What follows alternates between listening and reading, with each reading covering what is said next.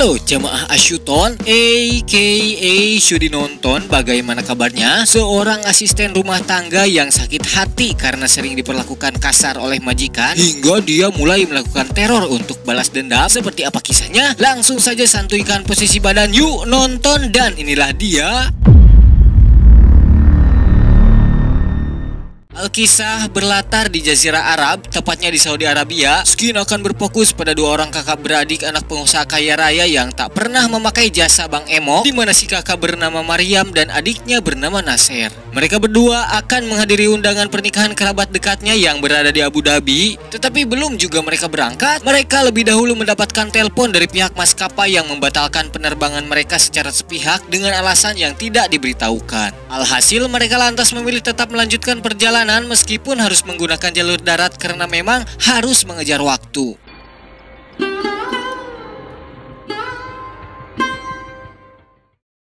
Perkenalkan, ini bukanlah Sunagakure, tempat Gaara dilahirkan, atau Pasir Putih di Pangandaran, tapi ini adalah jalur yang akan dilewati oleh Nasir dan Maryam untuk pergi ke Abu Dhabi. Jalur ini dinamakan Rute 10.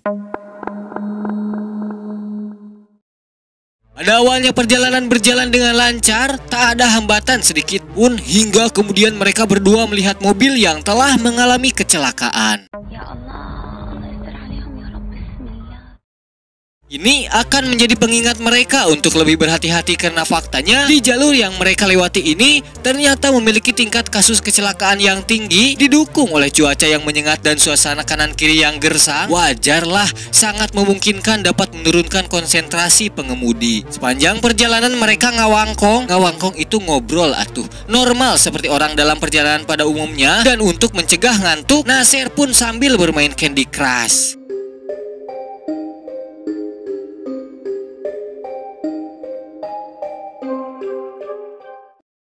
Tak lama setelah itu mereka mendapati seorang pengendara mobil Jeep putih yang berperilaku rese dengan berulang kali membunyikan klakson secara bertubi-tubi yang entah apa maksudnya, padahal kan jalanan sedang kosong. Bisa dong kalau buru-buru tinggal salip saja. Tapi kemudian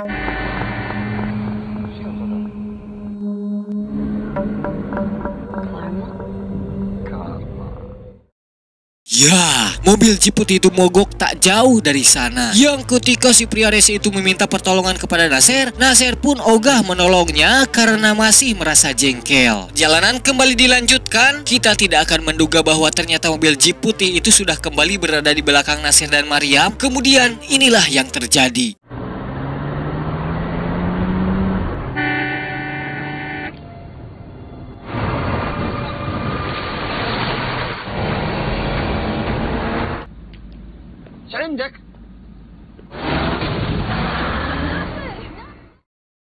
Maryam pun memberikan saran kepada Nasir untuk melaporkannya kepada polisi, tapi Nasir malah menjawab, untung aparat di negara kita mah gercep, tepat sasaran, berperilaku adil, dan tidak melakukan pungli. Singkat cerita, di terik matahari yang halab-hab ini, mereka mampir ke rest area untuk membeli bekal perjalanan sekaligus mengisi bahan bakar mobilnya. Di toko Haji Mansur, Nasir membeli perbekalannya sambil bertanya apakah mobil Jeep putih sempat mampir ke sini. Beliau pun menjawabnya dengan mengatakan tidak ada. Merasa cukup lega karena pria misterius itu kemungkinan sudah pergi jauh, Nasir dan Maryam lantas tidak langsung melanjutkan perjalanan yang karena harus melaksanakan kewajibannya sebagai seorang muslim, mereka pun melaksanakan sholat zuhur terlebih dahulu.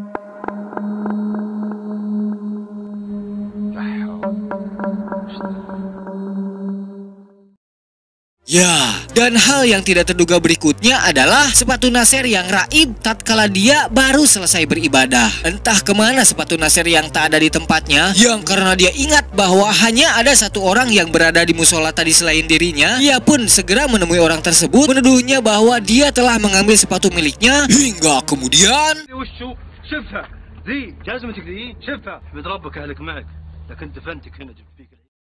Untung saja Maryam tepat waktu melerai mereka sehingga tak terjadi masalah yang tidak diinginkan. Mereka berdua lantas melanjutkan perjalanan meskipun pada akhirnya Nasir harus rela untuk nyeker di tengah teriknya matahari. Namun ketenangan tak berlangsung lama setelah mereka menyadari bahwa ternyata orang misterius tadi masih mengintai mereka sehingga terjadi insiden yang cukup mengadrenalinkan.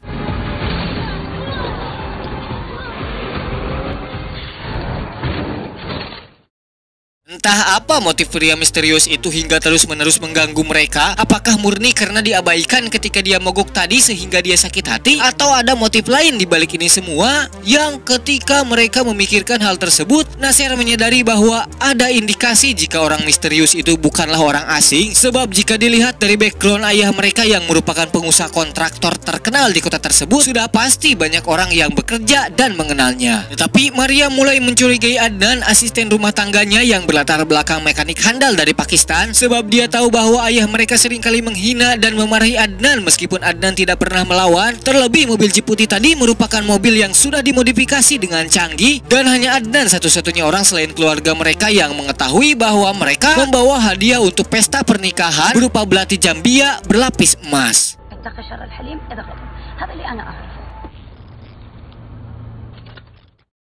Di tengah obrolan, kebetulan sekali mereka mendapati dua orang pengguna jalan yang sedang membetulkan ban mobil. Kita sebut saja Soleh dan Golun. Nasir lantas meminta Golun untuk meminjamkannya handphone guna menghubungi ayahnya, sebab handphone mereka lowbat dan tidak ada sinyal. Dimana pada saat itu juga pria misterius itu muncul dan langsung mengincar mereka.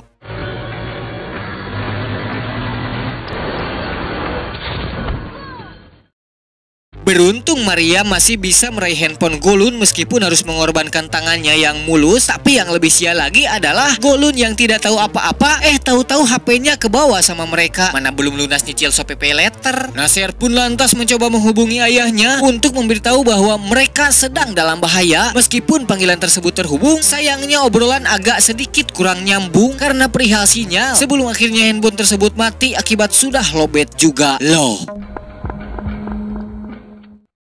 Tak lama setelah itu Nasir merasakan kepalanya yang pusing hingga membuatnya sedikit berhalusinasi, yang karena hal tersebut dapat membahayakan perjalanan mereka. Mereka pun memutuskan untuk gantian menyetir mobil tersebut. Tak jauh dari sana, mungkin kali ini keberuntungan benar-benar berada di pihak mereka ketika polisi yang sedang berpatroli ngajentul di pinggir jalan. Lantas mereka berdua melaporkan apa yang sudah terjadi kepadanya, tetapi respon tidak terduga dari polisi tersebut setelah dia mendapatkan informasi bahwa Nasir dan Maryam telah dilaporkan oleh seseorang karena kasus penyelundupan mobil, yang hal ini sudah tentu merupakan laporan palsu, yang meskipun mereka sudah menjelaskan sedetail mungkin tentang teror si pria misterius, Pak polisi tetap kekeh menahan mereka. Dimana pada saat itu juga si pria misterius itu muncul kembali sehingga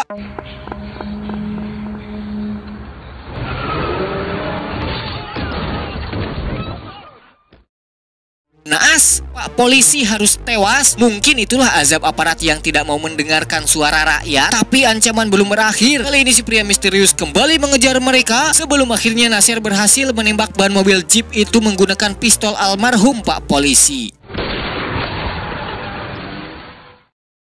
Di tengah perjalanan itu Maria memberhentikan mobilnya. Dia merasa bersalah karena tidak sempat menolong Pak polisi tadi, karena pada dasarnya dia adalah wanita yang baik. Tapi beda sedikit dengan wanita beban. Sudah tahu sedang dikejar pria misterius, malah bikin drama mengulur waktu. Hingga akhirnya benar saja pria misterius itu kembali mengejar mereka setelah dia selesai memasangkan ban cadangannya. Pria misterius berhasil membuat mobil Nasir dan Maryam terguling hingga tikus ruk ke arah gurun pasir, yang ketika dia berada di atas angin, tiba-tiba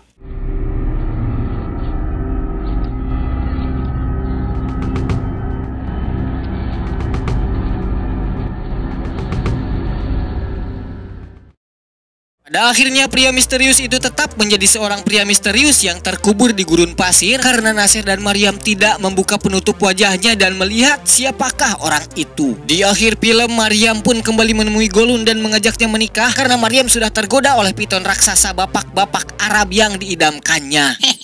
Bohong, ketang.